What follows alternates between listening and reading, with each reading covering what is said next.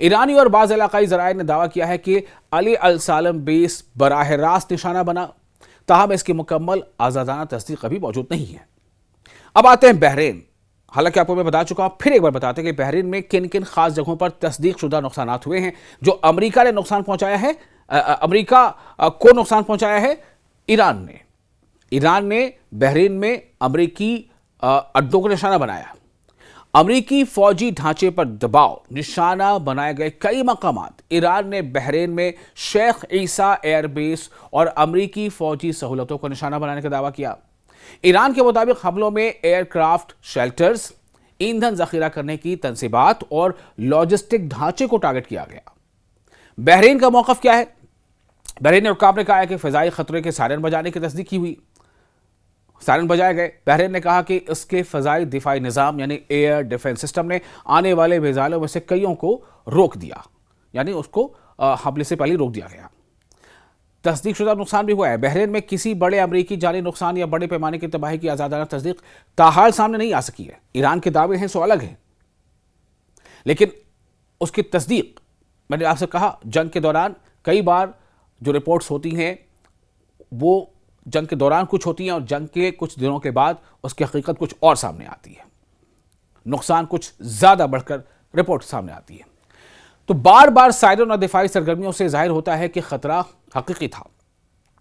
अमेरिकी ड्रोन्स का नुकसान, ईरानी हुक्काम ने दावा किया है कि उन्होंने 3 अमेरिकी MQ-9 रीपर ड्रोन मार गिराए।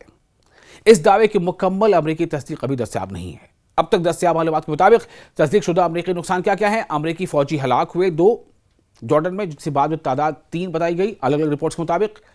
कुछ रिपोर्ट्स में तो कई और भी बताई गई, लेकिन मैं उसकी तस्दीक नहीं करता। मुतअद्दिद फौजी जख्मी हुए। जॉर्डन के अमेरिकी अड्डों पर इंफ्रास्ट्रक्चर और हेलीकॉप्टरों को नुकसान पहुंचा। ईरानी दावे यह है कि कुवैत में असलहा डिपो, रडार और पेट्रियट सिस्टम मुतासर किए गए। बहरीन में अमेरिकी फौजी तनसीबात और ईंधन मराकज को निशाना बनाया गया। 3 अमेरिकी MQ-9 ड्रोन मार गिराए गए, ऐसा ईरान का दावा है।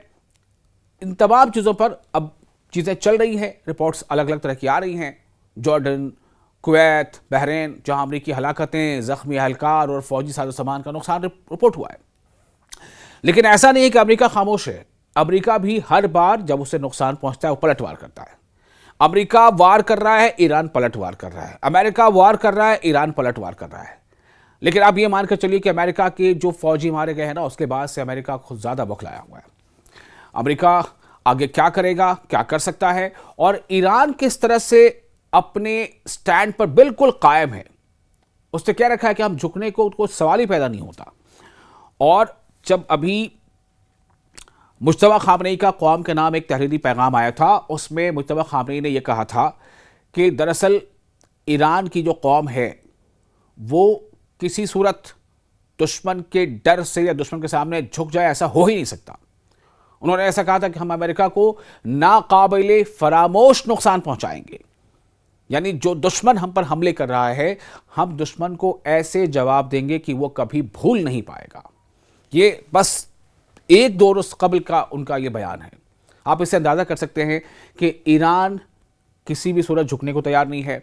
ईरान का ये कहना है कि मुआहदे से पीछे हम नहीं हटे, मुआहदे से रूगर्दानी हमने नहीं की, बल्कि मुज्तबा खामनेई ने तो यहां तक कह दिया कि दुनिया के ताकतवर समझे जाने वाले देश के सदर, वहां के राष्ट्रपति, वहां के प्रेसिडेंट डोनाल्ड ट्रंप के दस्तखत की भी कोई वैल्यू नहीं रही। जिस मुआहदे पर उनके दस्तखत हैं, उस मुआहदे की खुली खिलाफ वर्जी हो रही है, उसका वायलेशन हो रहा है, तो उस प्रेसिडेंट के दस्तखत की क्या वैल्यू रह गई?